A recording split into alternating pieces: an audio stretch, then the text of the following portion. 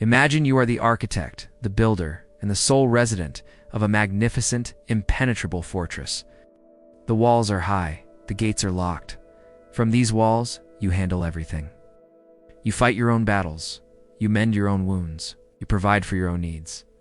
The world looks up at you in admiration. So strong, they say, so capable, so self-reliant. You never need anyone. And you wear their praise like a crown. But what they don't see is the quiet, aching reality of life inside the fortress. They don't see the profound loneliness of a king or queen in an empty castle. They don't see the exhaustion of being your own army, your own medic, and your own government, 24 hours a day. And they don't see the secret, terrifying truth you live with, that you don't know how to open the gates. And you are even more terrified of what might happen if you did. If this is your story, you are not just independent. You are living in a state of hyperindependence. And it is one of the most subtle, most praised, and most unspoken trauma responses of all. This is not a personality trait. It is not a sign of your inherent strength. It is a brilliant and heartbreakingly effective survival strategy that you learned in a world that taught you a devastating lesson. To need someone is to be in danger. To depend on someone is to invite pain. To be vulnerable is to be a target. Let's be clear. The ability to be independent is a wonderful skill. Hyperindependence, however, is not a skill. It is a cage. It is a rigid, fear-based, and compulsive self-reliance that rejects help. It pushes away support and isolates you from the very connection you secretly crave.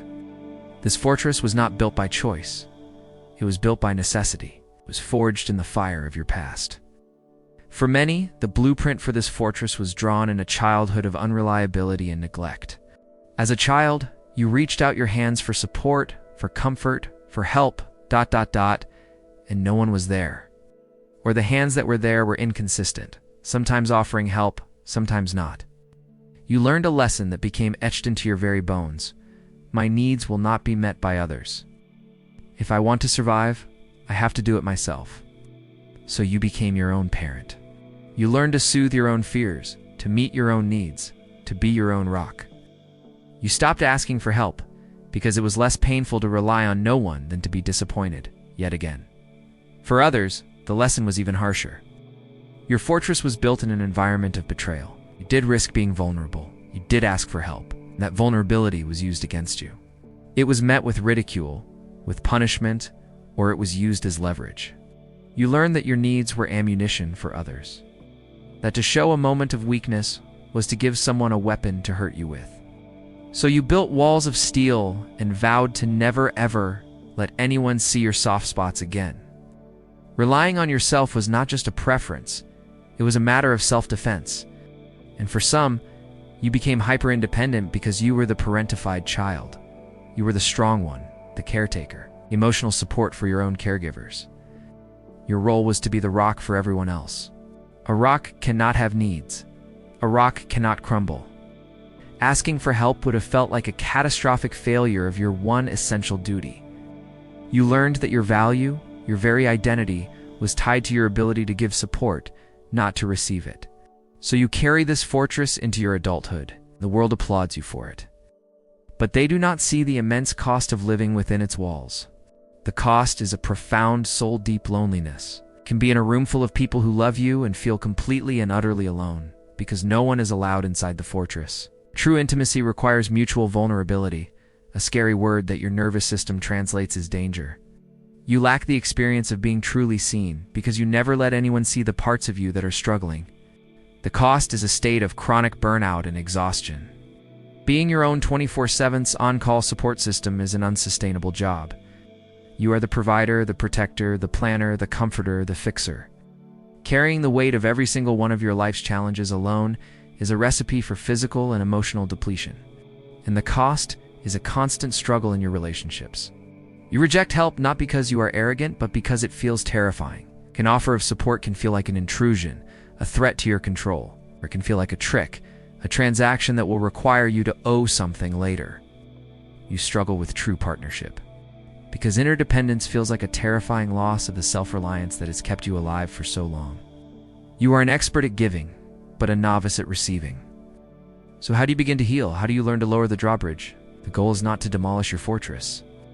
Those walls are a testament to your strength and resilience. They saved you. The goal is to learn how to build a gate and to realize that you are the one who holds the key. It is about moving from a state of rigid independence to one of flexible, healthy interdependence. The first step is the gentlest one. Acknowledge your armor. See your hyperindependence for what it is. A brilliant protective suit of armor that you built when you were a small soldier in a very big war. Place a hand on your heart and thank it. Thank you for keeping me safe. Thank you for getting me through. I see how hard you have worked. You must befriend this part of you, not see it as a flaw to be fixed. The second step is to start with micro vulnerabilities. Asking for big help is too scary, so start small, impossibly small. Ask a coworker to look over an email. Ask a trusted friend for a small favor you could easily do yourself. Ask for a recommendation for a good book. These are low-stakes experiments, okay? With each small act of leaning on someone, you are gathering new data for your nervous system.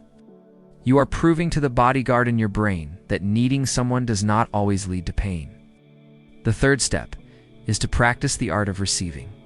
The next time someone gives you a genuine compliment, resist the urge to deflect it. Just breathe and say, thank you.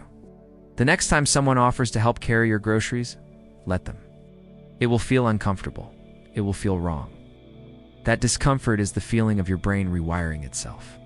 You are gently teaching the child inside you that it is safe to receive kindness.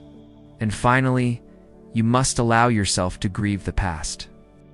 Grieve for the small child who had to build that fortress all alone. The child who deserved to be supported, to be helped, to be able to fall apart and know someone would be there to catch them.